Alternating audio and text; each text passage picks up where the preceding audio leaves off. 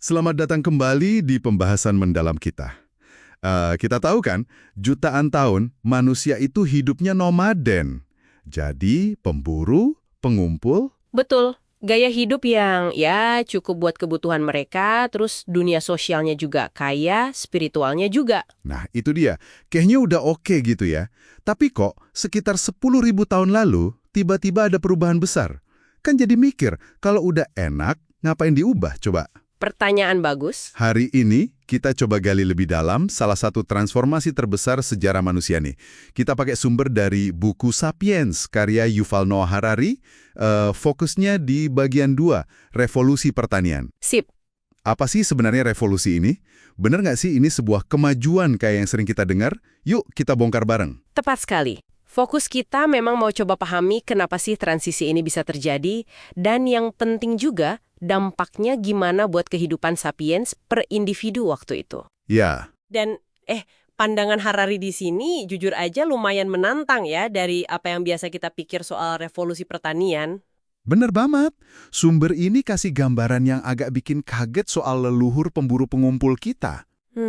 Katanya pola makan mereka itu variatif, nutrisinya tinggi, malah mungkin lebih bagus dari petani yang datang setelahnya. Iya, secara umum begitu. Terus kerjanya juga katanya lebih santai, waktunya banyak buat main, ngobrol, cerita-cerita.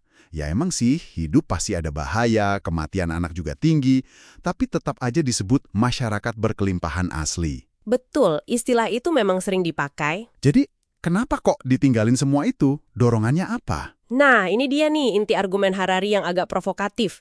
Dia bilang revolusi pertanian itu penipuan terbesar dalam sejarah. Wah, penipuan, gimana maksudnya? Gagasannya itu cukup radikal sih. Dia bilang bukan manusia yang berhasil jinakin gandum, tapi malah sebaliknya, gandum yang mendomestikasi Homo sapiens. Hah? Gandum mendomestikasi kita? Gimana ceritanya? Ya, gandum memang jadi menyebar kemana-mana, sukses secara spesies. Tapi yang banting tulang buat nyebarin itu ya sapiens, kita yang jadi terikat sama gandum. Oke.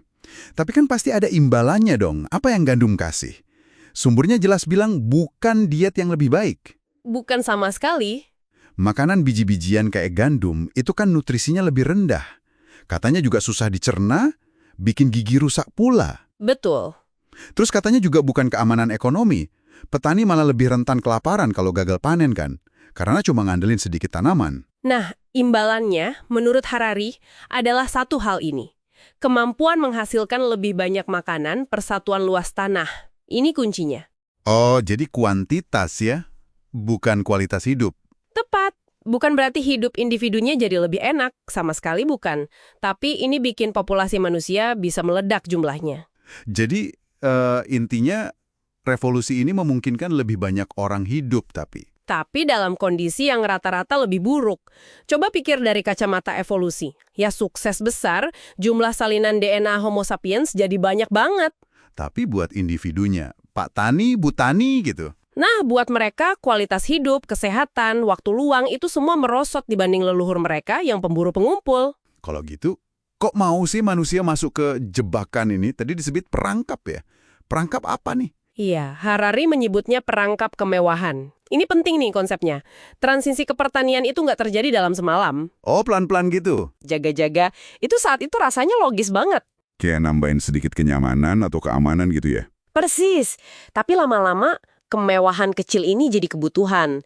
Terus kebutuhan ini bikin kewajiban baru yang ngiket. Harus menetap, harus bersihin lahan, nyabutin rumput liar, jaga dari hama, ngurusin air. Wah, jadi repot ya? Iya, tanpa sadar gaya hidup jadi jauh lebih berat. Terjebak dalam siklus kerja keras demi panen. Nggak sadar kalau pilihan lain udah nggak ada lagi. Mirip-mirip kita sekarang sama teknologi mungkin ya? Katanya bikin hemat waktu, malah bikin tambah sibuk. Analogi yang pas banget. Kita sering kejebak juga kan? Sama kemewahan baru yang jadi kebutuhan. Bener. Jadi ini ngorbanin kualitas hidup individu demi kuantitas spesies. Dan dampaknya nggak cuma ke manusia ya, tapi juga ke hewan. Tesnya kan melibatkan praktik yang ya bisa dibilang kejam, dan makin lama makin intensif, puncaknya ya peternakan industri sekarang ini. Secara evolusi, ayam dan sapi mungkin sukses ya, jumlahnya miliaran. Tapi menurut Harari, mereka itu termasuk makhluk paling sengsara yang pernah ada. Hidupnya dikurung, dimanipulasi genetiknya, dibunuh massal. Jauh banget ya sama kehidupan leluhur liarnya. Kontras banget. Terus, pertanian ini juga nanemin rasa cemas baru di pikiran manusia. Khawatir terus soal masa depan, soal cuaca, takut gagal panen. Sesuatu yang mungkin nggak seintens itu dirasain pemburu pengumpul.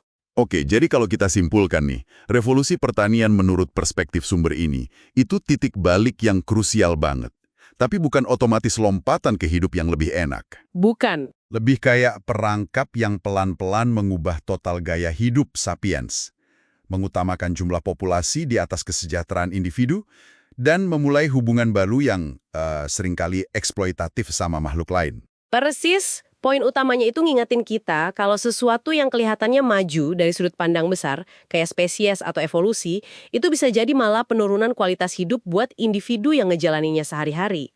Jadi bikin kita nanya lagi ya, apa sih arti kemajuan yang sebenarnya kita kejar? Tepat, apakah cuma soal angka, soal kuantitas aja? Nah, ini mungkin bisa jadi pemikiran penutup buat Anda renungkan nih. Seberapa jauh sih dinamika perangkap kemewahan yang lahir dari revolusi pertanian ini, dorongan buat ngejar kemudahan atau efisiensi berikutnya, masih bekerja dalam pilihan-pilihan kita hari ini? Pertanyaan bagus. Jangan-jangan kita masih ngejar kemajuan yang tanpa sadar malah nambahin beban dan ngurangin kepuasan hidup kita sendiri ya. Sesuatu untuk dipikirkan lebih lanjut ya.